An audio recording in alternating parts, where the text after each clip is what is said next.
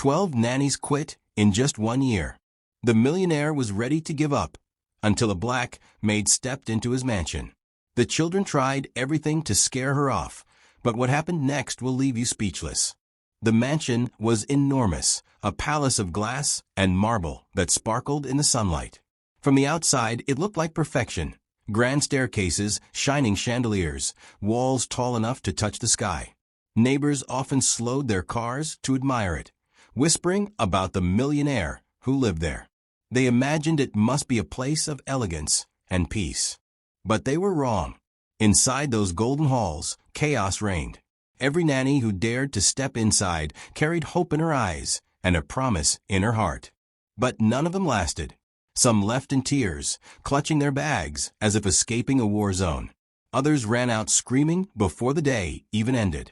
The halls that looked so beautiful echoed with slammed doors, shrieks, and angry cries. The reason? The millionaire's 7-year-old twins, Mason and Mia. They were clever, energetic, and, truth be told, heartbroken in ways most people couldn't see. But to the outside world, they had only one name, the Nightmare Twins. They screamed until their voices cracked. They fought with each other like sworn enemies. And their favorite pastime was torturing the nannies who came to care for them. One nanny walked into the playroom only to find her handbag glued shut. Another carefully laid out her clothes for the night. But by morning, every single one was covered in paint. A young nanny from France made the mistake of telling the twins she was afraid of insects. The next day, her breakfast tray was crawling with beetles. She lasted less than 24 hours. The twins thought it was hilarious. The staff thought it was terrifying. And for Richard, their father, it was exhausting. In his office, Richard sat slumped at his desk, the weight of responsibility pressing down like a mountain. He had the world at his fingertips, companies, wealth, power. But at home, he couldn't even keep one nanny for his children. The polished mahogany desk in front of him was littered with papers, contracts, and now, yet another resignation letter. He picked it up and read the words with a sigh. I regret to inform you, I cannot continue. The children are unmanageable. The letters blurred as frustration burned in his chest. He tossed it aside, where a pile of similar letters already waited. Another one quits? His voice was tired, drained of the authority that had built his empire. Standing in the corner, his assistant shifted nervously, hands clasped tight. Yes, sir. That's the 12th one this year. Richard leaned back in his chair, closing his eyes. 12, he muttered. And we're barely halfway through the year. His laugh was bitter, humorless. At this rate, the agencies will start refusing us altogether. The assistant opened her mouth, then closed it again. What could she say?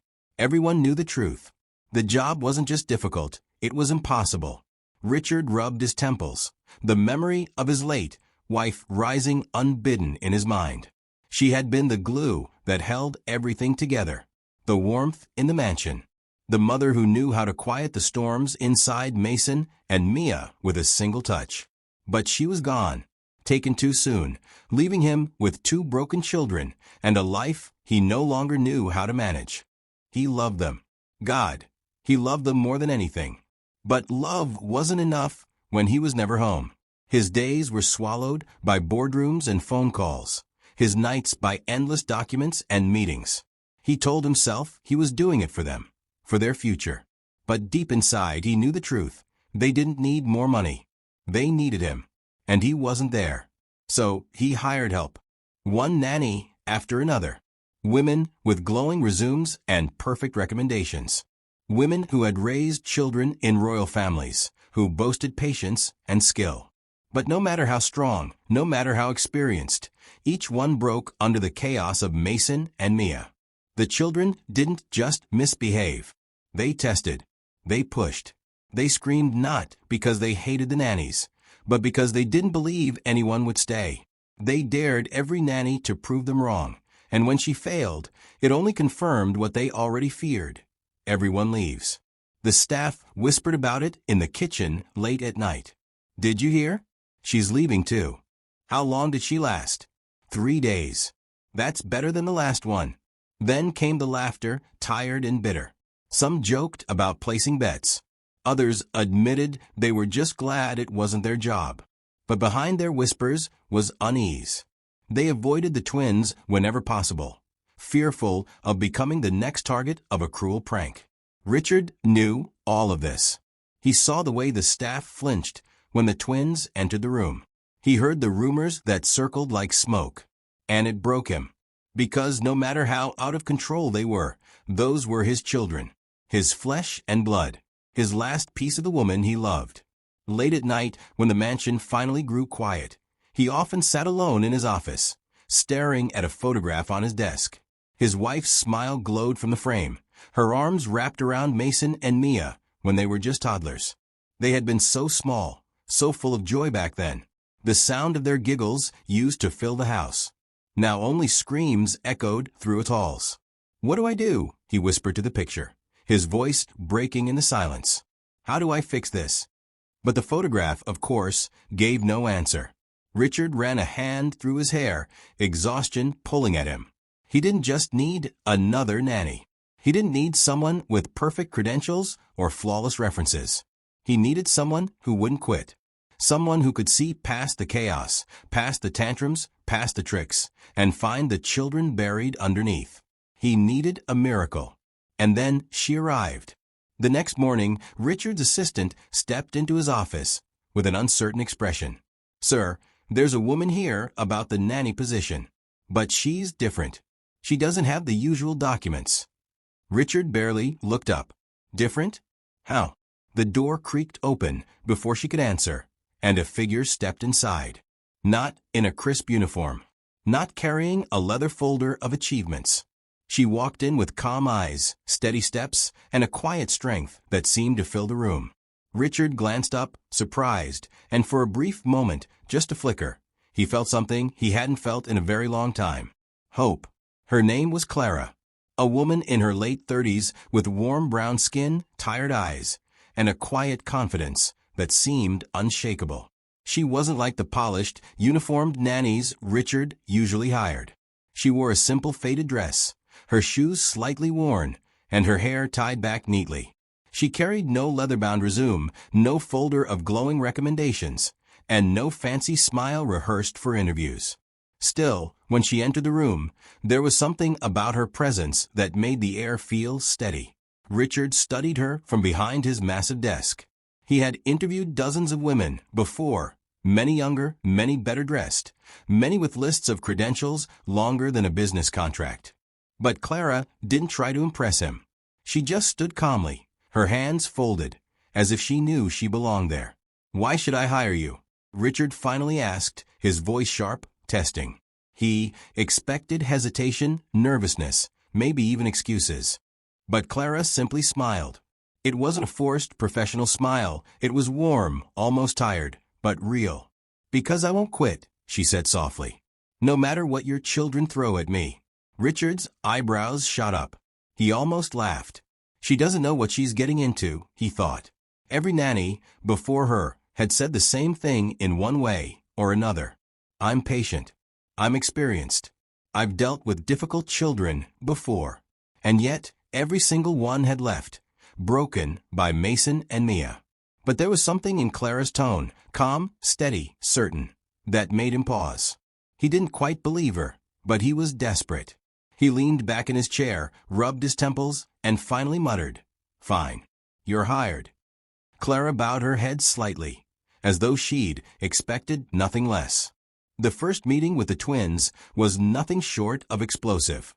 Richard led Clara down the wide staircase toward the playroom, where the echoes of shrill laughter already filled the hall.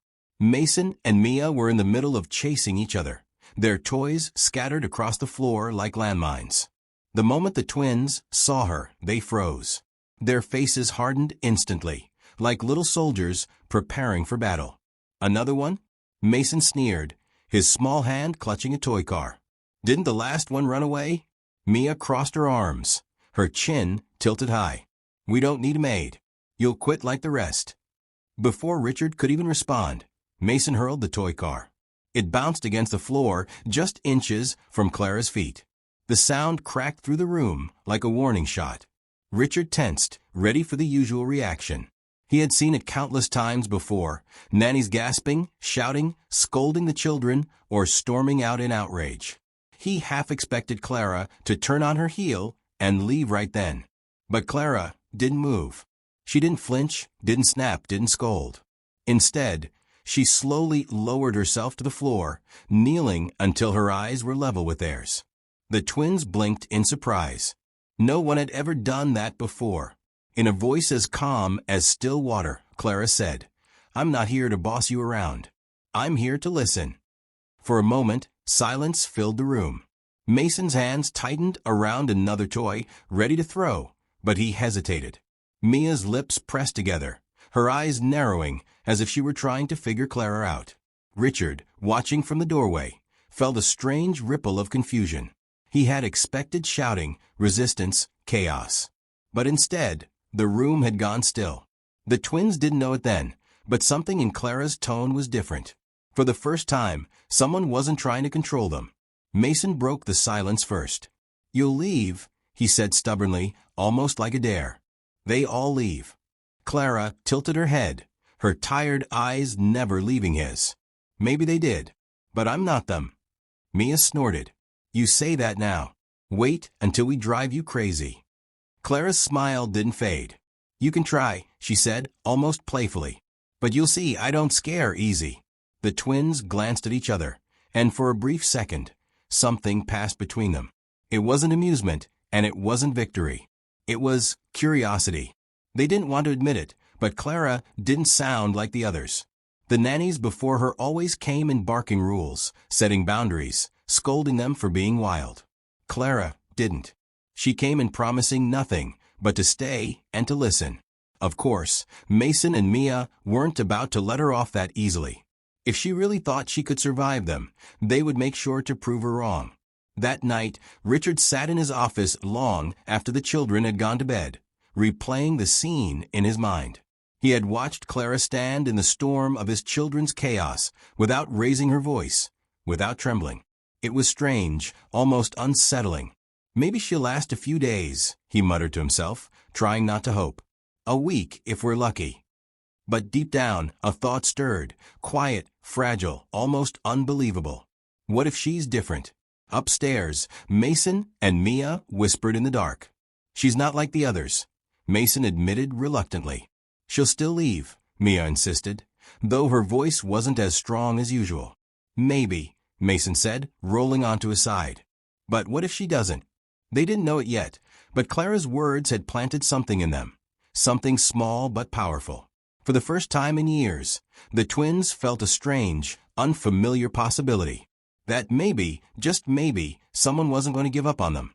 The next few days were a test of patience, a battle of wills that would have sent any other nanny running. Mason and Mia were determined to break Clara, to prove she was no different than the rest. They had perfected the art of chaos, and they were ready to unleash it. It started small. At breakfast one morning, Mason waited until Clara set a tray of orange juice on the table. He gave Mia a mischievous grin, then accidentally tipped his glass over, sending a stream of juice splattering across the white carpet. The bright orange stain spread quickly, and Mia burst out laughing. Any other nanny would have scolded, panicked, or rushed for towels in frustration. But Clara simply knelt down with a cloth, blotting the mess without a single complaint. "Oops," Mason said with fake innocence, waiting for her to snap. Clara glanced up at him and smiled. "Good thing juice washes out easier than paint. You're lucky I'm not mad about this." Then she calmly continued cleaning, humming softly as if the whole thing didn't matter at all. The twins exchanged confused looks. She wasn't supposed to act like that. The next day, Mia decided to up the game. She had discovered a small box of frogs near the garden, and with Mason's help, she slipped them into Clara's shoes, carefully tucking them inside so they would wriggle at just the right moment. When Clara came to slip her feet into the shoes, she paused, feeling the movement. She looked down, pulled one shoe off, and out hopped a frog. Mason and Mia burst into laughter, already preparing to watch her scream. But Clara only chuckled. She bent down, gently picked up the little creature, and said, "Well, hello there." You brought me a friend." She set the frog back outside in the garden and turned to the twins, smiling warmly. "Nice try. But I grew up in the country. Frogs don't scare me." The twins blinked in disbelief. This wasn't how the game was supposed to go. The frogs were supposed to send her shrieking and storming out the door. Instead, she acted as though it was nothing more than a small inconvenience, even a joke she shared with them. By the third day, they were desperate to see her break. That afternoon, while Clara was in the kitchen preparing their snacks, they quietly locked the back door and ran to the window, watching as she walked into the garden with a watering can. When she returned and found the door locked, the twins pressed their faces to the glass, giggling hysterically. They waited for the banging, the shouting, the scolding. But it never came. Instead, Clara set the watering can down, sat herself comfortably on the grass, and began to hum a tune. Her voice was low and gentle, carrying across the garden like a lullaby. She closed her eyes, leaned back on her hands, and tilted her face toward the sun. The twins stared at her through the glass. 10 minutes passed. Then 20. She didn't call for help. She didn't pound the door. She simply sat there as if being locked outside was a pleasant break. Eventually, curiosity got the better of them. Mason tiptoed to the door and unlocked it. Clara walked in without a single word of reproach. She smiled and said, "Thank you for letting me back in. Now who's hungry?" And just like that, the moment passed. The children were confused. Why wasn't she yelling?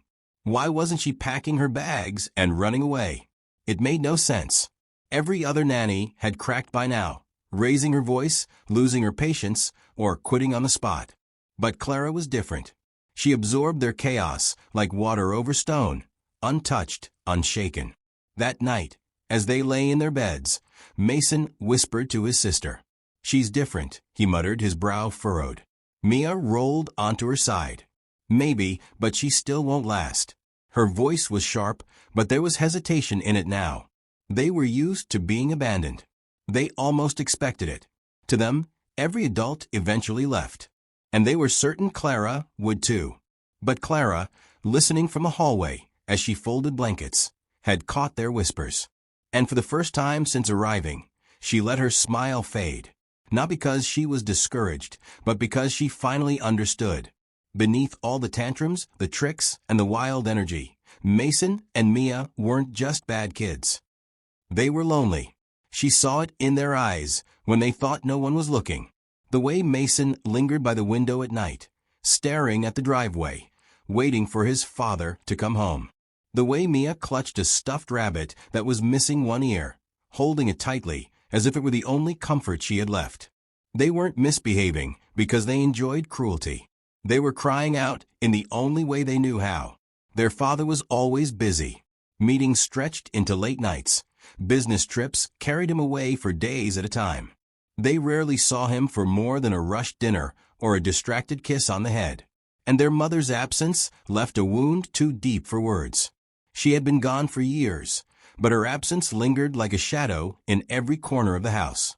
The mansion was full of chandeliers and marble floors, but it was empty of what mattered most: love, patience, and the kind of attention children craved. Clara realized then that the twins' pranks weren't really challenges. They were questions. Will you stay? Will you love us even when we push you away? Will you still be here tomorrow?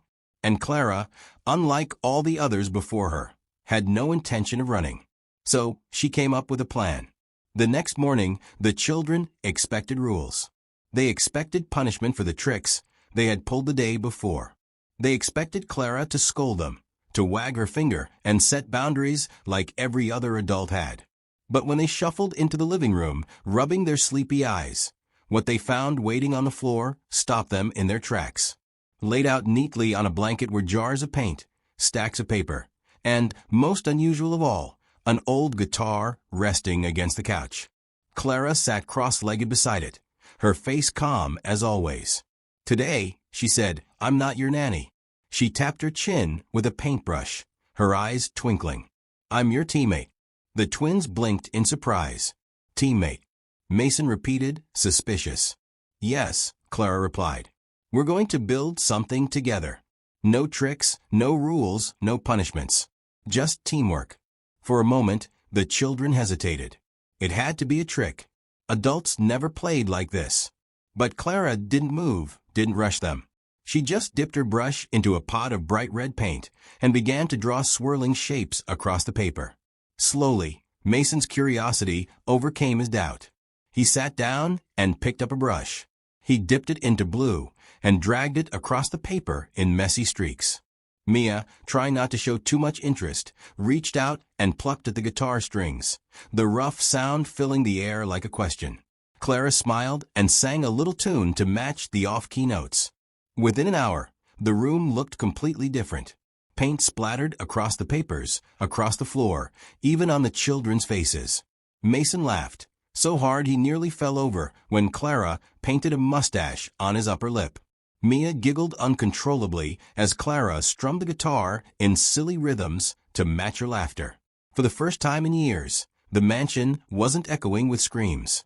It was alive, with color, with music, with joy. Day by day, Clara became their anchor. She showed Mason how to cook scrambled eggs, letting him stir the pan until the kitchen filled with the smell of breakfast. She played soccer with him in the garden, chasing the ball even when her shoes slipped on the grass. With Mia, she patiently braided her hair, weaving strands together while telling funny stories from her childhood. Stories of climbing trees, falling in rivers, and once accidentally chasing a goat through her grandmother's garden. The twins, who had once chased every nanny away, now chased Clara through the halls, laughing as they begged for one more game, one more song, one more story. But the change wasn't just in the children. It was in Richard, too. One evening, he came home earlier than usual. He expected to find the mansion in its familiar state, quiet, cold, filled with the lingering tension of a long day. Instead, as he stepped through the door, he heard music. Following the sound, he stopped at the doorway of the living room. His heart clenched at the sight.